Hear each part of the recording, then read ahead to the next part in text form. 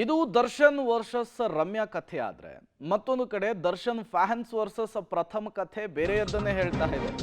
Darshan fans versus ನಟ ಪ್ರಥಮ್ fight ವಿಚಾರಕ್ಕೆ ಸಂಬಂಧಪಟ್ಟಂತೆ ಡಿ ಫ್ಯಾನ್ಸ್ಗೆ ನಟ ಪ್ರಥಮ್ ಮತ್ತೊಮ್ಮೆ ತಿರುಗೇಟು ಕೊಟ್ಟಿದ್ದಾರೆ.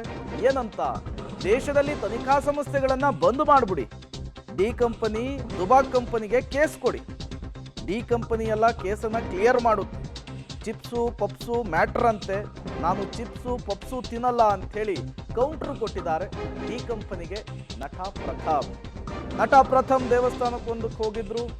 ಅಲ್ಲಿ ದರ್ಶನ್ ಅಭಿಮಾನಿಗಳು ಸುತ್ತುವರ್ಕೊಂಡಿದ್ರಂತೆ, ಈ ತಲವಾರನ್ನೆಲ್ಲ ಪ್ರದರ್ಶನ ಮಾಡಿಬಿಟ್ಟಿದ್ರು ಅನ್ನುವಂತಹ ಆರೋಪ ಮಾಡಿದ್ರು. ಅದಕ್ಕೆ ಡಿ ಕಂಪನಿ ಒಂದು ರಿಯಾಕ್ಟ್ ಮಾಡಿತ್ತು. ಇದು ಎಣ್ಣೆ ಏಟಲ್ಲಾದಂತಹ ಗಲಾಟೆ, ದರ್ಶನ್ ವಿಚಾರಕ್ಕೆ ತಳುಕು ಹಾಕುವಂತಹ ಕೆಲಸ ಆಗ್ತಾ ಇದೆ ಅಂತ ಹೇಳಿ ಹೊಸ ಆಂಗಲ್ ಕೊಟ್ಟಿತ್ತು. ಈಗ ಅದಕ್ಕೆ ಪ್ರಥಮ್ ರಿಯಾಕ್ಟ್ ಮಾಡಿದ್ದಾರೆ.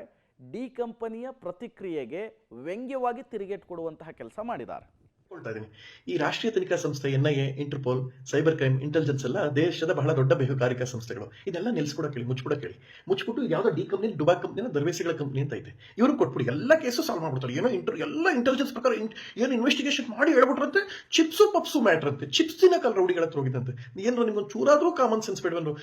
ಒಂದು ಶಿಕ್ಷಣ ಬಹಳ ಇಂಪಾರ್ಟೆಂಟ್ ಕಂಡ್ರು, ಜ್ಞಾನ ಇಂಪಾರ್ಟೆಂಟ್. ಸರಿ, ಇನ್ನೊಂದು ಹೇಳ್ತೀನಿ ಕೇಳಿ, ನನ್ನ ಲೈಫಲ್ಲಿ ಸಂಸ್ಕರಿಸಿದ ಪದಾರ್ಥ ನಾನು ತಿನ್ನಲ್ಲ. ಸಂಸ್ಕರಿಸಿದ್ದ ಅಂದ್ರೆ ಏನ್ ಗೊತ್ತಾ, ಈ ಚಿಪ್ಸು ಪೆಪ್ಸಿ ಪ್ಯಾಕೆಡ್ ಡ್ರಿಂಕ್ಸ್ ಇದು ಅಥವಾ ಇದು ಯಾವುದು ಚಿಪ್ಸ್ ಇದು ಯಾವುದು ಅಂತಿಲ್ಲ. ಅದಕ್ಕೆ ನಾನು ಇಷ್ಟು ಸುಂದರವಾಗಿರೋದು. ಕರ್ನಾಟಕದಲ್ಲಿ ನನ್ನಷ್ಟು ಚೆನ್ನಾಗಿ ಯಾರು ಅವ್ರು ಹೇಳಲ್ಲ.